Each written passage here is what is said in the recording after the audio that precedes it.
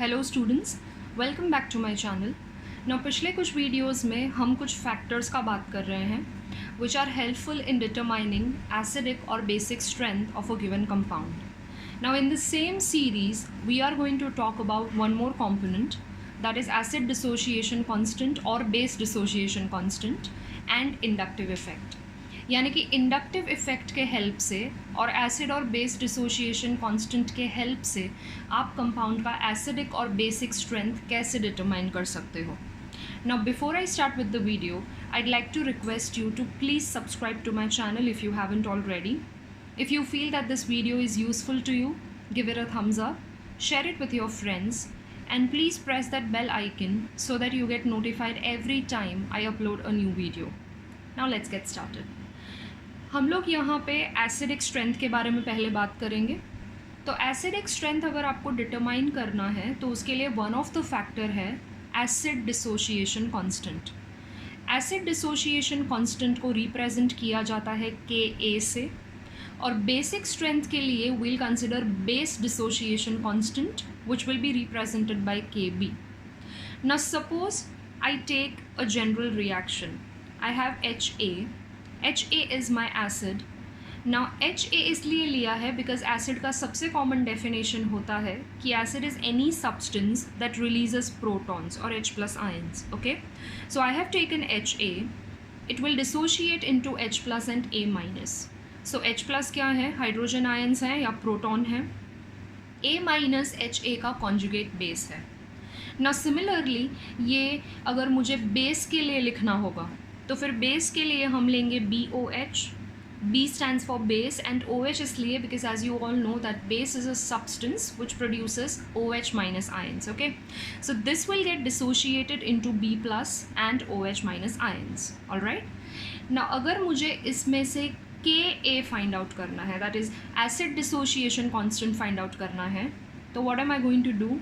I'll apply law of mass action to this. Now law of mass action में as you all know you have to take the concentration of products divided by the concentration of reactants. So मुझे Ka क्या मिलेगा? I'll have concentration of H plus and concentration of A minus. I have to multiply these and I will divide it by concentration of HA, that is my reactant. And Kb का अगर expression हमें find out करना है तो Kb will be given as concentration of B plus into concentration of OH minus divided by concentration of BOH. All right, now Ka अगर आप यहाँ पे इक्वेशन में देखोगे तो वो concentration of H plus को डायरेक्टली प्रोपोर्शनल है। Ka is directly proportional to concentration of H plus, यानी कि एसिड में H plus का concentration जितना ज़्यादा होगा एसिड उतना ही स्ट्रॉन्ग होगा, यानी कि Ka का वैल्यू भी उतना ही ज़्यादा होगा। It is directly proportional to concentration of A minus as well. Now ये A minus क्या है? A minus इस acid का conjugate base है. Now for any acid to be strong, उसका conjugate base weak होना चाहिए. That is obvious, क्योंकि आप acidic strength के बारे में बात कर रहे हो तो of course उसमें जो basic component होगा उसे weak ही होना पड़ेगा. Okay? Now this is divided by concentration of HA. But यहाँ पे एक प्रॉब्लम है कि अगर हम Ka यूज़ करके एसिडिक स्ट्रेंथ डिटरमाइन करते हैं तो Ka का जो स्केल है जो सोरेनसन ने दिया था, Ka का स्केल बहुत ही बड़ा है. It is a very large and very high range scale. For example जो वीकेस्ट एसिड होता है उसके लिए Ka का वैल्यू है 10⁻⁻50 और जो स्ट्रॉन्गेस्ट एसिड है उसके लिए Ka का वैल्यू है 10⁻10, यानी कि 10⁻⁻50 से लेके 10⁻10, यानी कि this is a very high range.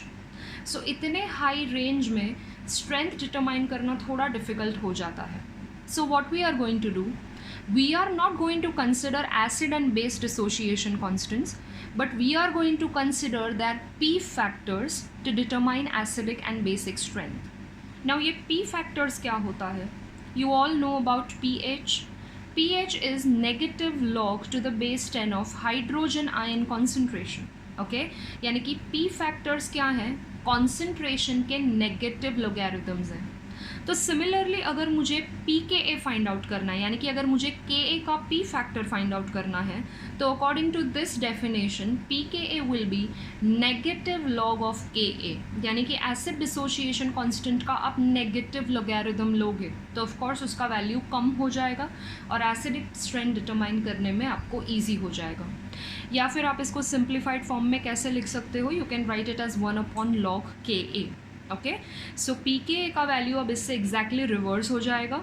So pKa will be 50 for this and it will be -10 for strongest acid. Okay, यानी कि आपको ये याद रखना है कि pKa is inversely proportional to acidic strength. For any acid to be strong उसका pKa value minimum होना चाहिए। मतलब जब आपको रेंज ऑफ एसिड्स दिया होगा, अगर आपके पास 4 या 5 एसिड्स दिए हैं और pKa वैल्यू के बेसिस पे आपको स्ट्रॉन्ग या वीक फाइंड आउट करना है, तो आप क्या ध्यान में रखोगे, जिसका pKa वैल्यू सबसे कम होगा वो सबसे ज़्यादा स्ट्रॉन्ग एसिड होगा। यानी कि pKa is inversely proportional to the acidic strength. और बेस के केस में क्या होगा, it will be pKb। Okay, so pKb will be inversely proportional to the basic strength. Now ये पूरा डिस्कशन करने के बाद हम लोग ये पूरे चीज़ को अगर हमें समराइज़ करना है तो we can say that acidic strength will be directly proportional to concentration of H+। वो हम यहाँ से देख सकते हैं कि more the concentration of H+, stronger will be the acid. Now this will be directly proportional to Ka also, यानी कि अगर आप Ka के टर्म्स में ढूंढ रहे हो तो आपको क्या चेक करना पड़ेगा, Ka ज़्यादा होना चाहिए तब एसिड स्ट्रॉन्ग होगा। So acidic strength will be directly proportional to Ka, but it will be inversely proportional to pKa because Ka और pKa एक दूसरे के नेगेटिव फंक्शंस हैं।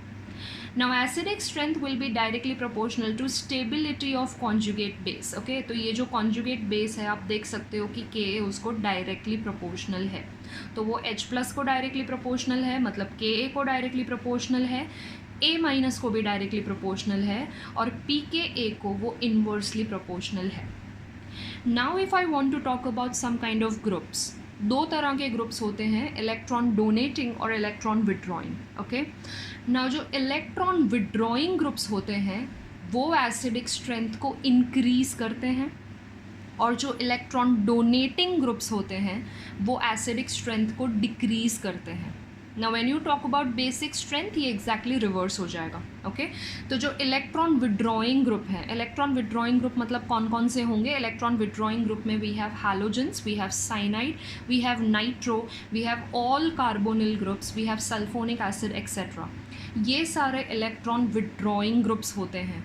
तो अगर आपके कंपाउंड में इनमें से कोई भी ग्रुप आपको दिखाई देता है तो कंपाउंड का एसिडिक स्ट्रेंथ इंक्रीज़ होगा।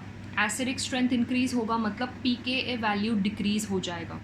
और ये जो इलेक्ट्रॉन विड्रॉइंग ग्रुप्स होते हैं उनको नेगेटिव इंडक्टिव इफेक्ट होता है, यानी कि -I वाले जो ग्रुप हैं आपके कंपाउंड में वो क्या करेंगे, एसिडिक स्ट्रेंथ को इंक्रीज़ करेंगे। और जो इलेक्ट्रॉन डोनेटिंग ग्रुप्स हैं, इलेक्ट्रॉन डोनेटिंग ग्रुप्स मतलब अल्काइल ग्रुप्स हैं, अराइल ग्रुप्स हैं, या any groups having lone pairs of course except the halogens, जैसे कि OH हैं, OR है, अमाइन है, ये सारे ग्रुप्स इलेक्ट्रॉन डोनेटिंग में कंसिडर किए जाते हैं जिनको पॉजिटिव इंडक्टिव इफेक्ट होता है। तो ऐसे ग्रुप्स अगर आपके कंपाउंड में आ गए तो वो एसिडिक स्ट्रेंथ को डिक्रीज़ करेंगे। ओके, और बेसिक स्ट्रेंथ के लिए इसका एग्जैक्टली उल्टा है, इलेक्ट्रॉन विड्रॉइंग ग्रुप्स हैं तो बेसिक स्ट्रेंथ डिक्रीज़ होगा और अगर इलेक्ट्रॉन डोनेटिंग ग्रुप्स हैं तो बेसिक स्ट्रेंथ इंक्रीज़ होगा। Okay, so that is about dissociation constant and inductive effect. Now you have to remember few points here कि अगर एसिड स्ट्रॉन्ग है, if your acid is strong, उसका कॉन्जुगेट बेस है वो वीक होना चाहिए। ओके, उसका कॉन्जुगेट बेस वीक होना चाहिए। उसका रीज़न क्या है, अभी सपोज़ ये एसिड है, अब सपोज़ ये वीक एसिड है, so it will not completely dissociate into H+ and A-। तो अगर यहाँ पे A- स्ट्रॉन्ग है तो this A- will have a tendency to combine with H+ immediately to give you acid back, यानी कि वो एसिड के डिसोशिएशन को कंप्लीट नहीं होने देगा। तो अगर आपको स्ट्रॉन्ग एसिड चाहिए, यानी कि if you want your acid to be strong, उसका कॉन्जुगेट बेस है वो वीक होना चाहिए। ओके, जो भी एसिड बेस रिएक्शंस होते हैं वो हमेशा वीक कंपोनेंट की तरफ ही मूव करते हैं. Okay, they always move towards other weak component. Okay, और अगर आप चाहते हो कि एसिडिक स्ट्रेंथ कंपाउंड का ज़्यादा हो तो your reaction should move obviously in forward direction, क्योंकि फॉरवर्ड डायरेक्शन में we have H+ ions as well as conjugate base जो कि ज़्यादा स्टेबल होगा. ओके, सो फॉरवर्ड डायरेक्शन में H+ आयंस प्रोड्यूस हो रहे हैं, तो कोई भी एसिड स्ट्रॉन्ग तभी कहलाएगा जब वो ज़्यादा H+ आयंस प्रोड्यूस करता है. तो इसके लिए जो आपका रिएक्शन है वो ऑब्वियसली फॉरवर्ड डायरेक्शन में जाना चाहिए. Okay, so this was about inductive effect and acid dissociation constant. Now in the next video I will be discussing few examples जिसमें हम लोग सारे effects का बात करेंगे और using those effects आप कैसे compounds को increasing या decreasing order of acidic या basic strength में arrange कर सकते हो वो हम देखेंगे. So I hope you understood this. I will see you next time. Until then, keep learning. Thank you so much.